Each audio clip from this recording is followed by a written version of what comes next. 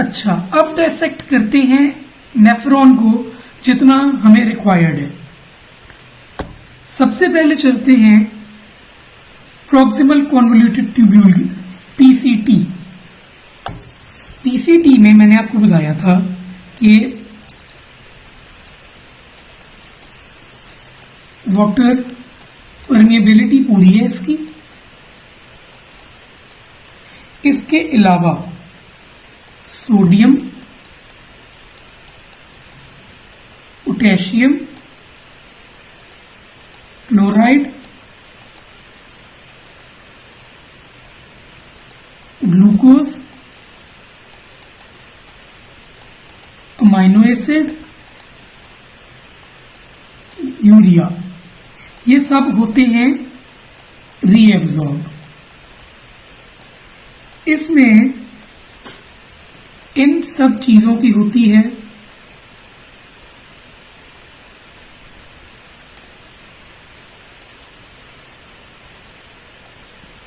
Maximum reabsorption.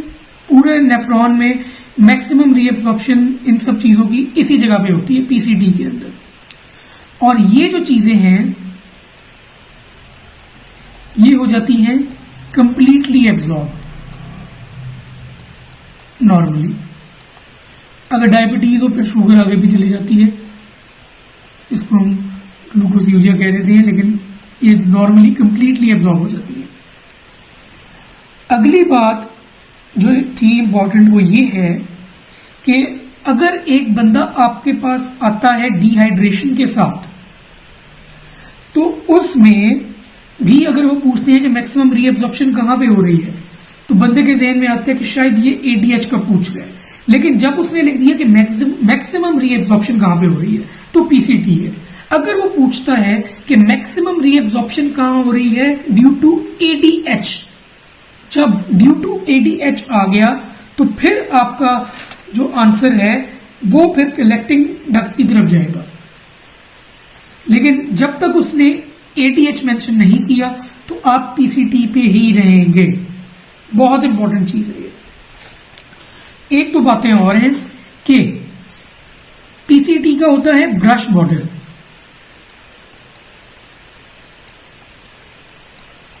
Brush border multiple times repeated है, तो PCT को डीसीटी से फर्क भी ये ब्रश बॉर्डर ही कर रहा होता है। और एक और चीज जो पूछी जाती है वो ये है कि एक नेफ्रॉन का कौन सा पार्ट है जो इस्कीमिया को प्रोन है, मतलब कि इस्कीमिक हो जाता है, तो वो भी पीसीटी ही है। एक बंदा आपके पास आता है, उसको हेमरेज हुआ है, शॉक में गया हुआ है, तो प्रोन टू इस्कीमिया कौन सा पार्ट है, तो वो पीसीटी है। अब चलते हैं इसके एमसीक्यूज के बारे में जो पूछे गए हैं। PCT has brush border. Difference between PCT and DCT is brush border. Most prone to ischemia PCT है। शॉक में भी सबसे ज्यादा इफेक्ट PCT होता है। हेमरेज में भी most prone to damage PCT ही है। Glucose is actively absorbed in PCT. Sodium and glucose maximum absorption in PCT.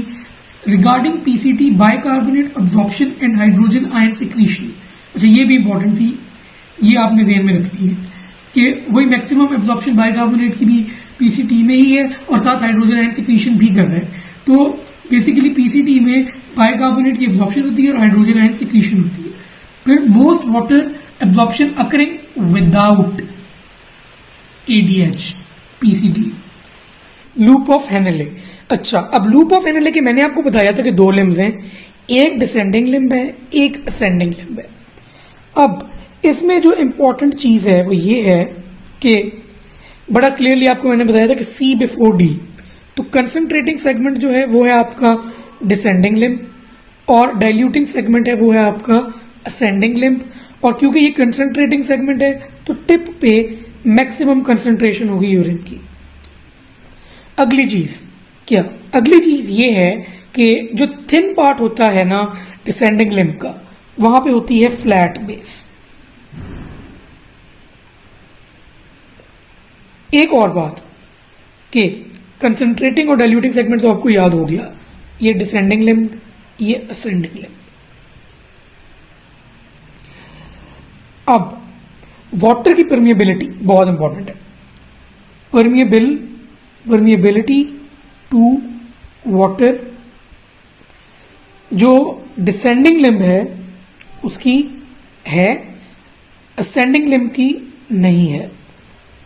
Permeability to solutes, जो डिसेंडिंग लिम्ब है उसकी नहीं है, जो असेंडिंग लिम्ब है उसकी है। तो होना क्या है कि जब डिसेंडिंग लिम्ब में यूरिन होगा तो वाटर जो है वो सारा रीएब्सॉर्ब हो जाएगा, इसीलिए कंसंट्रेटेड यूरिन टिप पे आ गया।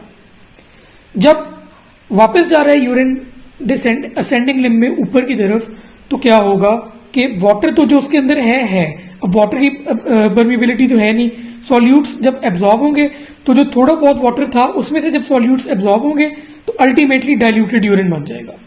इसलिए इसको हम डाइल्यूटिंग सेगमेंट कह देते हैं।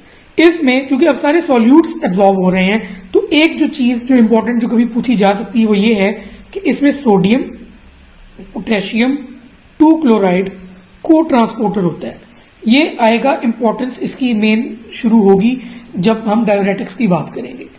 उस वाले लेक्चर में आपको मैं इसकी इंपॉर्टेंस बताऊंगा। अब चलते हैं हम इन दोनों के एमसीक्यूज की तरफ। फ्लैटेंड बेस, उसके अलावा concentrating segment of the nephron descending limb, concentrating the urine vasa recta, vasa recta वो ब्लड वेसल जो इसके साथ चल रही है, increased osmolarity tip of the loop of Henle, descending limb is readily permeable to water और freely filtered through, ascending limb is water. ये मैंने दोनों इसलिए इकट्ठे लिख दिए ताकि आपको याद रहे। उसके अलावा डाइल्यूटिंग सेगमेंट है thick ascending limb of the loop of handle, ये मैं आपको बहुत क्लियरली याद करवा चुका हूं। अब चलते हैं हम आगे चलते हैं जी हम डीसीटी की तरफ।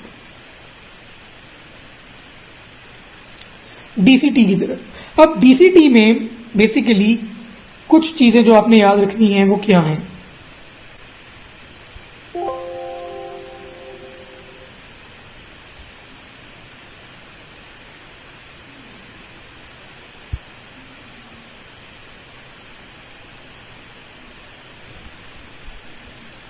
डीसीटी, डिस्टल कॉन्वोल्यूटेड ट्यूब्यूल, इसमें जो चीजें आपने याद रखनी है वो ये है कि ये परमिएबल नहीं है वाटर के लिए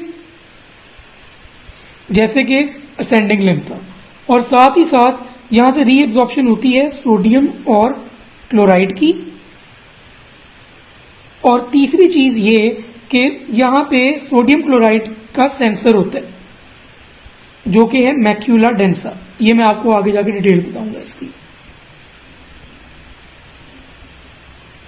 अब क्योंकि वाटर की परमिएबिलिटी नहीं है, सोडियम क्लोराइड रीएब्जॉर्ब हो रहा है, तो अल्टीमेटली इसमें भी बात हुई है कि ये डाइल्यूट करेगा यूरिन को। डाइल्यूट करेगा तो अल्टीमेटली जो लेट डिस्टल पार्ट होगा of the distal convoluted tubule, वहां पे मोस्ट डाइल्यूटेड यूरिन होगा। लेकिन एक बहुत इंपॉर्टेंट कॉन्सेप्ट है जो आपको याद होना चाहिए। एक तो यह कि इसमें देखें रीएब्जॉर्प्शन हो रही है सोडियम क्लोराइड की, वाटर की परमिएबिलिटी नहीं है, सोडियम क्लोराइड का सेंसर है मैक्यूला डेंसा, और पोटेशियम की सिक्रीशन हो रही है। लेकिन एक कॉन्सेप्ट इस तरह का भी है कि जब बंदे को डिहाइड्रेशन होती है तो अल्टीमेटली यूरिन कॉन्सेंट्रेटेड हो जाता है डीसीटी के अंदर। अब वो क्या मैकेनिज्म है उसको समझें।